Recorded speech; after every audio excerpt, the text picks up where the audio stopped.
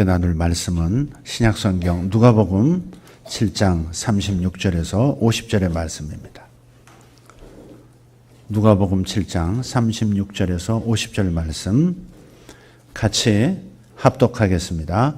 한 바리새인이 예수께 자기와 함께 잡수시기를 청하니 이에 바리새인의 집에 들어가 앉으셨을 때 그 동네에 죄를 지은 한 여자가 있어 예수께서 바리새인의 집에 앉아 계심을 알고 향유 담은 옥합을 가지고 와서 예수의 뒤로 그 발 곁에 서서 울며 눈물로 그 발을 적시고 자기 머리털로 닦고 그 발에 입 맞추고 향유를 부으니 예수를 청한 바리새인이 그것을 보고 마음에 이르되 이 사람이 만일 선지자라면 자기를 만진 이 여자가 누구며 어떠한 자 곧 죄인인 줄을 알았으리라 하거늘 예수께서 대답하여 이르시되 시몬아 내가 내게 이를 말이 있다 하시니 그가 이르되 선생님 말씀하소서.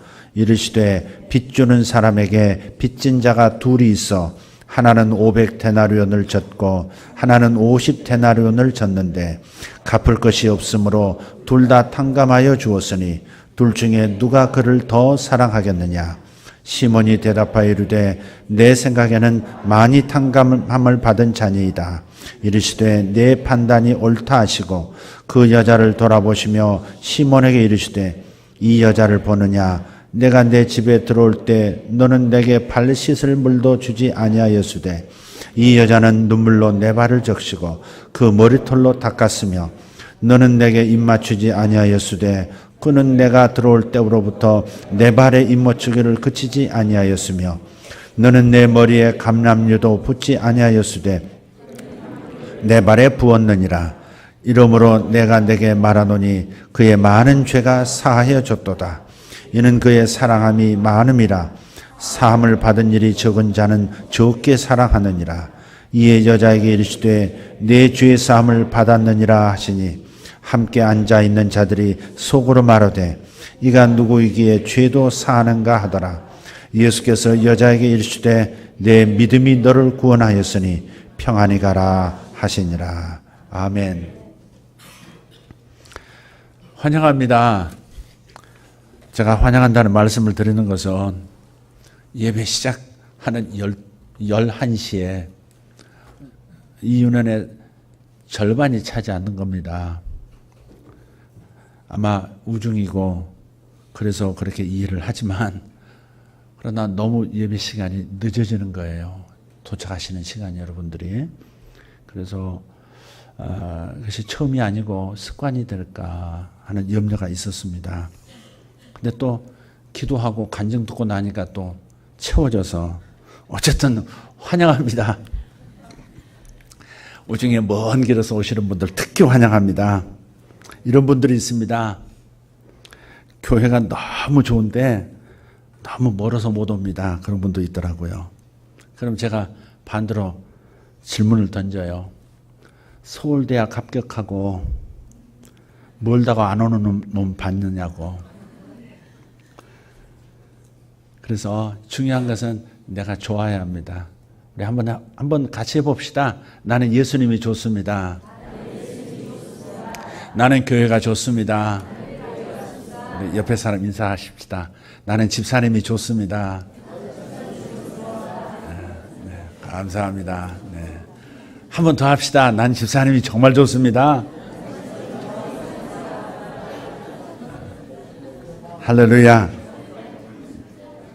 여러분이 너무 좋습니다. 네. 어떤 신문사에서 세상에서 가장 먼 길이 뭐라고 생각하느냐. 이게 이제 그런 질문을 공모를 했습니다. 그래서 그 공모에서 1등으로 뽑힌 답이 이것입니다. 머리에서 가슴으로, 가슴에서 발로 이어지는 길. 그게 가장 멀다는 겁니다. 이게 자기가 아는 바가 있어도 그 아는 바를 가슴으로 느끼는 것, 그리고 느낀 것을 발로 실천하는 것, 이게 가장 먼 길이고 가장 어렵다는 겁니다. 물론 몰라서 못하는 것도 많습니다. 하지만 알아도 실천하지 않아서 평생 못하는 경우가 많습니다. 오늘 간증, 감사에 대해서 1년에 수백 차례 권면의 말씀을 듣습니다. 또 읽습니다. 그런데도 우리는 감사하지 못한 채 하루를 보내고 일주일을 보내고 돌아보면 1년 동안 너무 감사 못한 자신이 생각나게 되죠. 왜 그렇습니까? 이 작은 실천 참 어려운 거죠. 사실 쉬운 건데 어려운 거예요. 왜 어렵느냐? 일단 해보지 않기 때문에 그렇습니다. 오늘 간증하신 김명범 집사님, 감사에 대한 간증을 이렇게 할 수 있는 것, 그리고 삶에서 그 효력을 경험하신 것, 그것은 한 발을 디뎠기 때문에 그런 겁니다. 한 발 시작하면 됩니다. 되게 못하는 경우는 믿지 못해서 못할 거고, 불안하면 또 못합니다. 되게 불안하면 그냥 시간만 죽이는 경우가 많습니다. 집에서 자식들이 공부 안 하고 뭐 안 하고 의욕 없이 시간만 죽이고 있는 걸 보면 그건 불안해서 그렇습니다. 뭔가에 대한 확신이 없는, 그냥 불안이 오히려 자기의 발을 옥죄어 버리는 겁니다. 그래서 불안할 때는 그냥 저지르는 겁니다. 불안할 때는 그냥 하는 겁니다. 하면 이길 수 있고 하면 어렵지 않다는 것을 발견하게 됩니다. 그리고 그 효력을 경험하게 되는 겁니다. 아무튼 안다고 하는 것, 지식 자체가 곧바로 우리를 변화시키지는 못하는 겁니다. 알게 된 말을 마음으로 느끼면서 그 마음으로 느끼는 감동을 동력으로 삼아서 실천할 때 우리는 의미 있는 삶의 변화를 만들어내는 줄 믿습니다. 어느 실업 고등학교에서 담임 선생님께서 졸업을 앞둔 그 학생들과 의미 있는 시간을 갖고 싶어 했어요. 그래서 곰곰이 생각하다가 한 아이디어를 떠올렸고 그것을 실천했습니다. 아이들을 한 명씩 불러다가 허그해 주면서 그렇게 이렇게 말했습니다. 사랑한다. 사랑한다. 너는 앞으로 훌륭한 사람이 될 거야. 그러면서 짧은 글귀가 적힌 리본을 학생들의 가슴에 일일이 달아주었습니다. 그 내용은 이렇습니다. 당신은 나에게 특별한 사람입니다. 당신은 나에게 특별한 사람입니다. 학생들이 무척이나 행복해하는 거예요. 그 모습을 본 선생님이 다시 또 생각하기 시작했습니다. 이걸 어떻게 좀 이 행복감을 좀 확산시킬 수는 없을까? 그래서 며칠 후에 학생들에게 당신은 나에게 특별한 사람입니다. 라고 쓰여진 리본을 3개씩 나누어 주었습니다. 그리고 말합니다. 이 리본을 네가 생각하기에 꼭 필요한 사람에게 나눠 주어라. 되게 합니까? 안 합니까? 안 하죠. 그런데 얼마 후에 한 학생이 이것을 그대로 실천한 거예요. 이 학생은 자신의 직업 실습을 도와준 회사의 부사장님을 찾았습니다. 그리고 리본을 달아주면서 진심으로 감사합니다. 부사장님은 정말 특별한 분이십니다. 라고 담대하게 말한 거예요. 근데 이 부사장님이 이 학생의 이 모습을 보면서 무척이나 기특해하고 행복해하는 거예요. 그리고 이 학생은 부사장에게 다시 리본 2개를 주면서 또 말합니다. 하나는 부사장님께서 정말 사랑하는 사람에게 달아주시고 다른 하나는 그분이 동일하게 누군가에게 줄 수 있도록 건네주세요. 그렇게 말했습니다. 이 리본을 받은 부사장은 회사에서 평이 별로 좋지 않은 거래처 사장을 떠올리게 됐고 그는 사장을 찾아가서 사장님, 사실 사장님은 정말 멋진 리더입니다. 그렇게 격려하면서 당신은 나에게 특별한 분입니다. 라고 하는 리본을 달아주었습니다. 그리고 가장 사랑하는 사람에게 달아주라며 받았던 리본 하나를 다시 그분에게 건네줬습니다. 이 부사장에게 리본과 함께 격려의 말을 들은 거래처 사장은 정말 행복해졌습니다. 그러면서 자신이 가장 사랑하는 사람을 떠올려 봤어요. 생각하니까 집에 있는 아들인 거예요. 그래서 집에 돌아와서 아들 방에 들어가서 멋쩍은 목소리로 말합니다. 아들, 너는 내게 가장 소중한 존재야. 많이 힘들지? 힘내라. 그러면서 힘차게 안아주면서 가슴에 리본을 달아줬습니다. 당신은 나에게 특별한 사람입니다. 그러자 갑자기 이 아들이 눈물을 펄컥 쏟는 거예요. 그러면서 아버지 감사합니다. 요즘 극단적인 생각을 할 만큼 사실 너무 힘들었어요. 그런데 아버지의 말씀에 다시 힘을 얻습니다. 저에게 아버지는 정말 소중한 분이에요.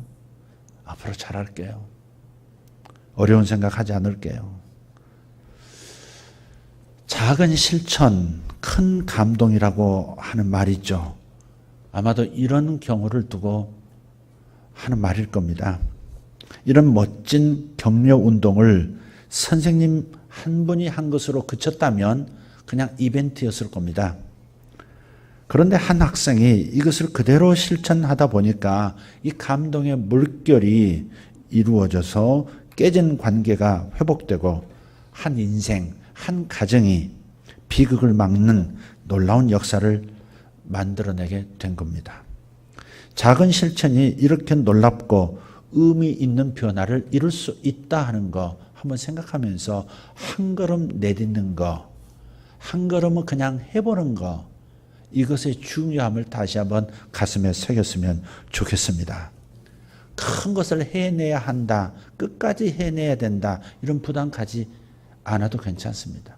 작심삼일이 될 것을 뻔히 알아도 괜찮습니다. 그냥 해보는 겁니다. 중단하면 어느 생각, 다시 생각이 들면 또 해보는 겁니다. 그렇게 할 때 결국은 해내는 역사가 있는 거죠. 오늘 본문 말씀을 보면 작은 사랑의 실천으로 우리 주님을 감동하게, 우리 주님을 감격스럽게 만든 사람의 이야기가 등장합니다. 36절을 보면 시몬이라는 한 바리새인이 주님을 초대해서 식사를 대접합니다. 바리새인들이 드러내놓고 주님을 대적하는 상황에서 그것도 바리새인이 주님을 초대해서 식사를 대접했다는 거 정말 이례적인 사건이 아니라 할 수 없습니다. 그런데 식사 도중에 돌발 상황이 생겼습니다. 초대받지 않은 사람이 그곳에 나타난 거예요. 굉장히 당황스러운 사람이 나타난 겁니다. 그 사람은 동네에서 죄인으로 잘 알려진 여인입니다. 37절을 보면 그 동네에 죄를 지은 한 여자가 있어 예수께서 바리새인의 집에 앉아 계심을 알고 그랬어요. 오늘 본문이 이 여인의 이름을 나타내지 않고 익명으로 처리한 거, 그것은 누구나 다 알고 있는 사람이고 또 죄인이라는 그런 낙인이 찍힌 사람이기 때문에 익명성을 띤 이야기로 넘어간 것 같습니다. 이 여인이 주님의 뒤로 그 발 곁에 서서 울며 눈물로 그 발을 적시고, 그리고 눈물로 적셔진 그 발을 자신의 긴 머리털로 닦고 그 발에 그치지 않고 입을 맞추고 그리고 향유를 부었습니다. 그녀의 이러한 행동, 그 자리에 참석한 모두를 놀라게 했습니다. 첫째, 초대를 받지 않았죠. 그것도 죄인이라고 낙인이 찍힌 온 동네가 다 아는 그 여인이었기 때문에 그렇습니다. 문제는 바리새인 시몬의 눈에 문제는 주님께서 그녀의 행동을 막지 않으셨다는 거죠. 주님을 위해서 잔치를 마련한 주인 입장에서 이와 같은 주의 행동이 더 이해할 수가 없었던 겁니다. 속으로 의혹을 품었어요. 39절에 보면 이렇게 말하죠.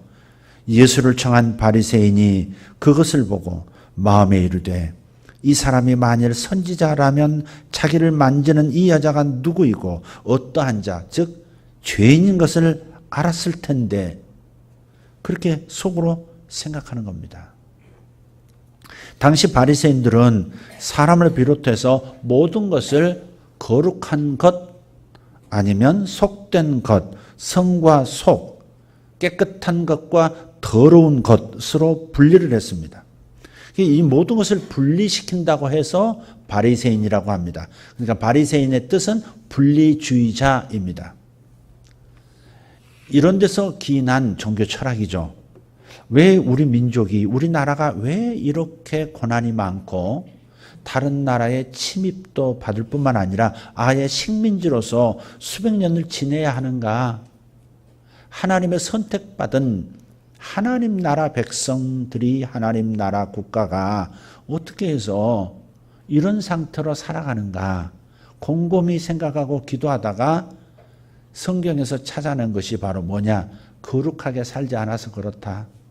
죄를 지어서 그렇다. 거기서 출발한 거예요. 그러니까 바리새인, 분리주의자들의 출발점은 나쁜 게 아닙니다. 좋은 겁니다. 거룩한 것과 나쁜 것을 구분해서 우리가 거룩한 삶을 살자.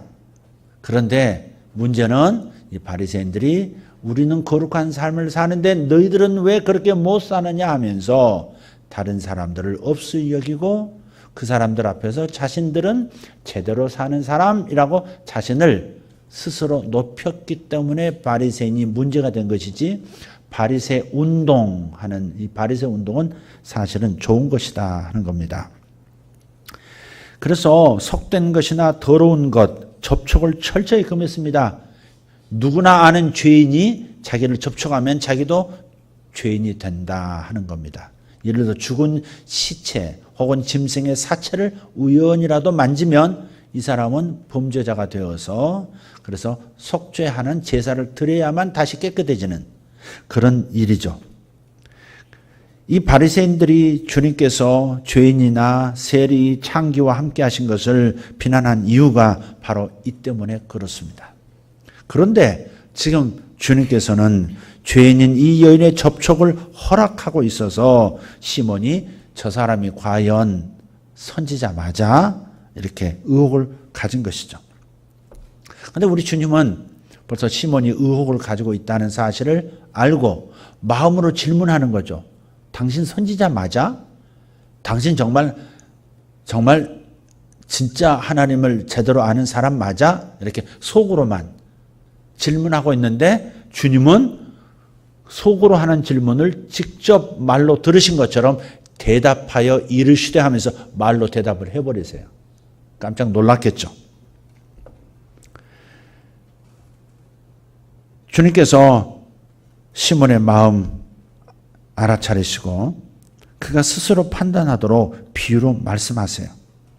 500데나리온과 50데나리온의 빚을 진 두 사람이 있는데 둘 다 빚을 갚을 능력이 없었다. 그런데 이것을 불쌍히 여긴 그 빚쟁이가 두 사람의 빚을 모두 탕감해 주었다. 탕감이란 말은 빚 문서 찢어버렸다. 이제 빚 없는 걸로 하겠다. 그냥 없던 걸로 하는 것. 그게 탕감이죠. 41절 42절에 보면 둘 중에 누가 더 주인에게 감사하겠느냐 그랬어요.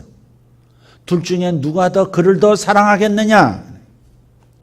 500데나리온 빚을 탕감받은 사람이 그 사람을 더 사랑하겠느냐, 50데나리온 빚진 사람이 더 사랑하겠느냐. 여러분은 어떻게 답을 하시겠어요? 답은 당연하죠. 누가 더 감사하고 누가 더 그 주인을 사랑하겠습니까? 빚을 더 많이 탕감받은 500데나리온 탕감받은 사람입니다.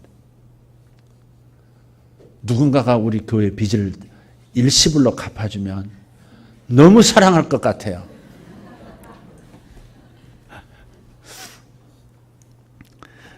정말 여러분의 빚이 있죠. 여러분 빚도 누군가가 은행에서 어느 날 부르더니 정부 지침에 의해서 당신의 빚을 없는 것으로 하겠습니다. 1억 없습니다. 찢어버린다고 생각해 보십시오. 평생 그 은행 사랑하지 않겠습니까? 그와 같은 거죠. 지금 이 여인의 심정이 이와 같다는 겁니다. 그러면서 주님은 시몬의 문제점을 지적하셨습니다.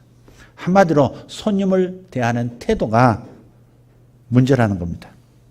사실 그는 손님 초대의 기본도 지키지 않습니다. 일반적으로 유대인들, 그때 당시 유대인들은 자기가 소중하게 생각하는 손님이 집에 오면 주인인 자신이 직접 물을 떠다가 그 발을 씻겨줍니다.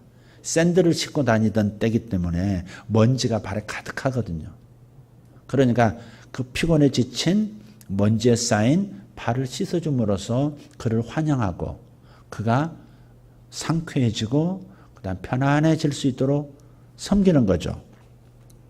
여의치 않은 경우나 중요하지 않은 손님을 모셨다면 그러면 하인을 시켜서라도 손님의 발을 씻겨주는 것이 예의입니다. 반드시 발을 씻겨줍니다. 그리고 환영의 표시로 신체 일부에 입을 맞춥니다. 볼에 입을 맞추든지 아니면 머리에 입을 맞추든지 손에 입을 맞추든지.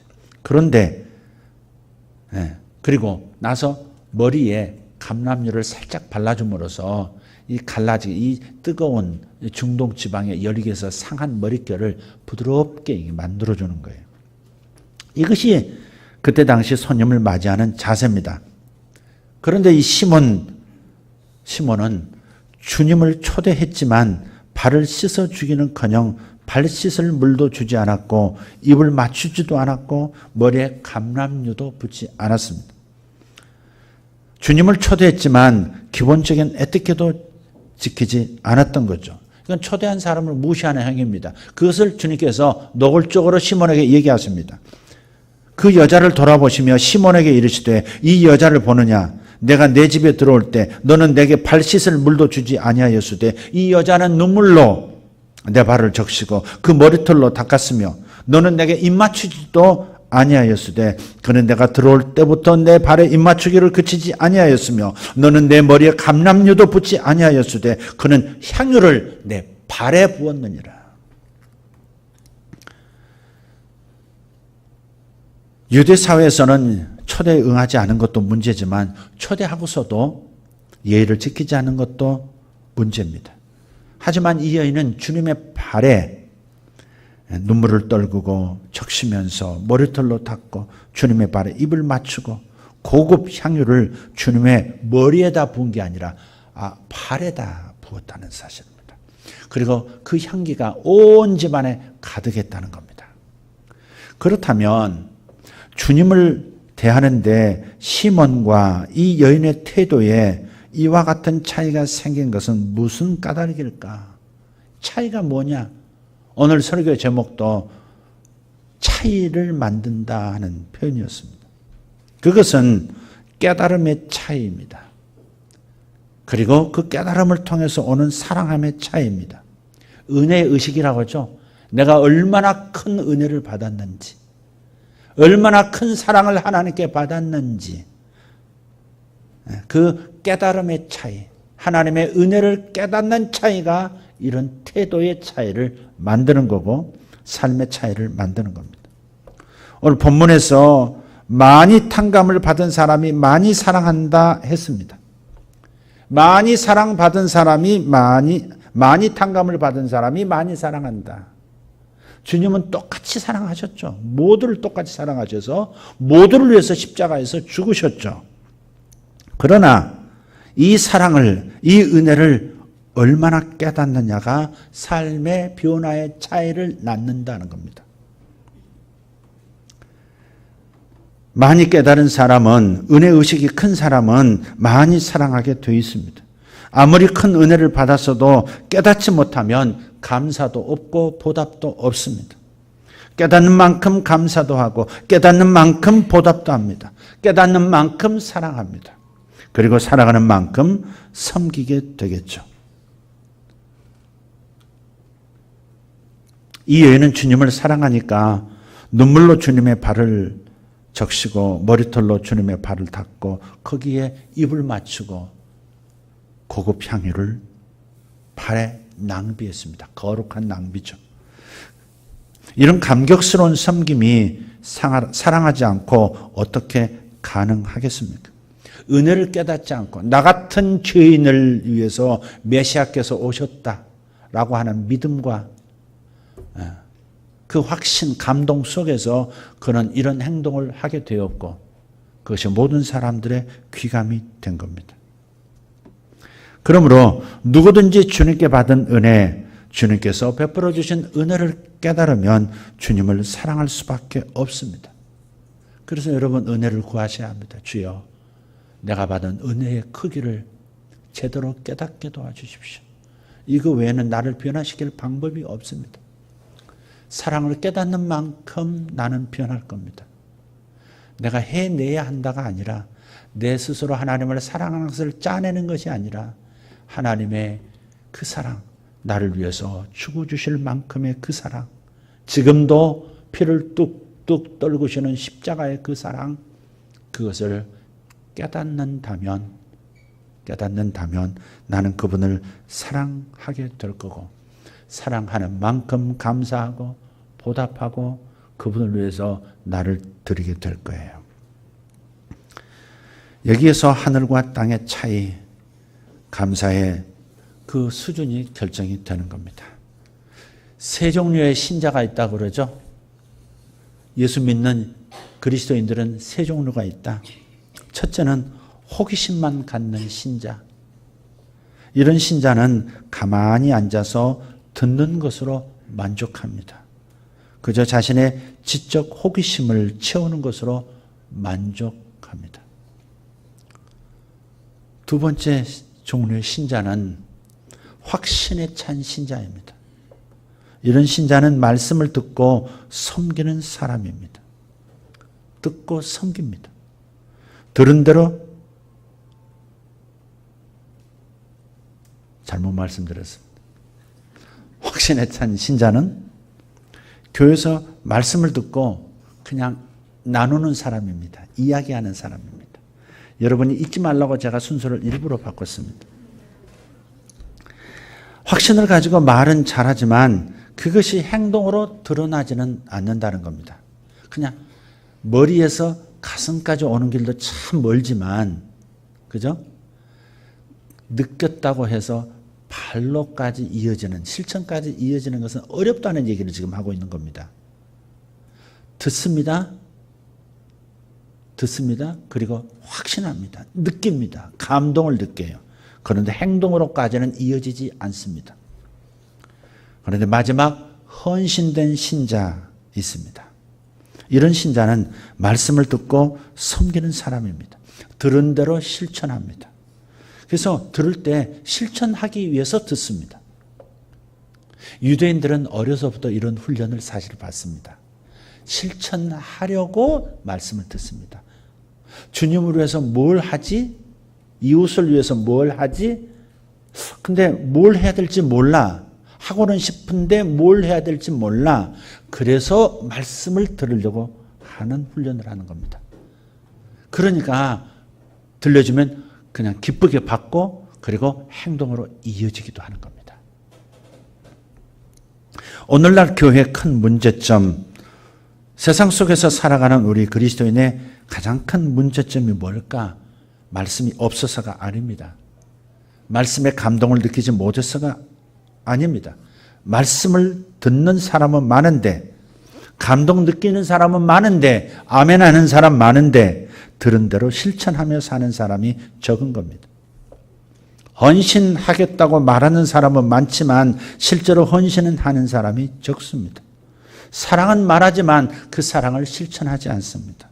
그래서 이 여인처럼 감동을 주고 감격하게 하고 향기를 퍼뜨리는 삶을 우리가 살아내지 못하고 있는 겁니다. 이 여인을 보면서, 이 여인의 얘기를 들으면서 우리 한번 생각해 보십시다. 잘 산다는 게 뭘까요? 신자로서 잘 믿는다 하는 것이 무엇일까요? 그것은 이 여인처럼 주님께 감동을 드리고 주님을 감격하시게 하는 것, 그리고 나의 주변에 좋은 향기를 퍼뜨리는 삶, 이것이 아닐까요? 나의 존재가 다른 사람에게 감동을 주고 감격하게 하고 향기가 된다면 그것으로 우리는 충분히 산 것이고 이것이 진정한 성공이 아닐까요? 우리 슬로건이 뭡니까? 하나님을 기쁘시게 하고 이웃을 행복하게 하고 세상으로 하여금 그것을 통해서 하나님을 알게 하는 것.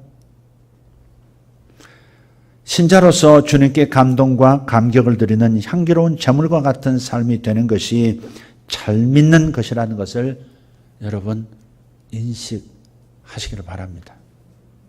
인식되어지기를 바라요.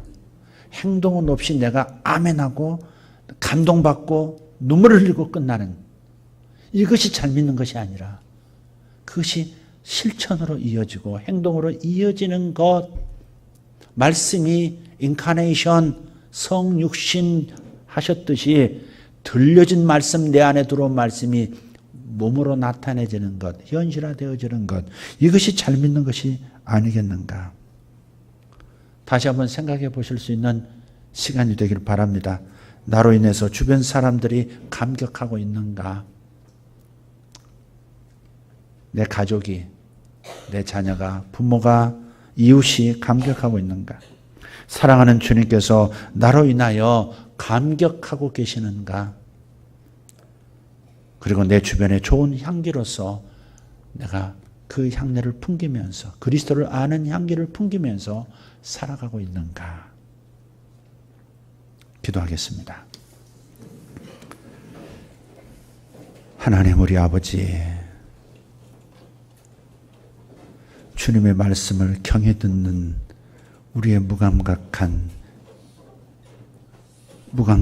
이 마음 회개합니다. 오늘 생각해 봅니다. 내가 정말 잘 산다는 것이 무엇일까? 내가 하나님을 잘 믿는다는 게 무엇일까? 세상 사람도 금방 답을 알고 있는데 정작 우리는 답을 놓쳐버리고 사는 것은 아닌지 모르겠습니다. 행동이 없는 것, 실천이 없는 것, 진정한 희생과 헌신이 없는 것, 세상 사람은 이미 알고 기대하고 기다리고 있는데 그 일을 이루어야 할 축복받은 우리가 이것을 놓쳐버린 채 착각하고 살아왔었습니다. 주님께서 우리에게 베푸신 사랑, 그 은혜를 깨닫는 것이 삶의 향내나는 인생인지 아니면 세상 냄새만 나는 인생인지 가름하는 것이 되는 것을 오늘 깨달았습니다. 주여, 우리 말씀을 전한 자나 말씀을 들은 자나 함께 내가 잘 살고 있는지 잘 믿고 있는지 곱씹어 생각하는 한 주간 되도록 은혜를 내려 주시옵소서. 예수님의 이름으로 기도하옵나이다. 아멘.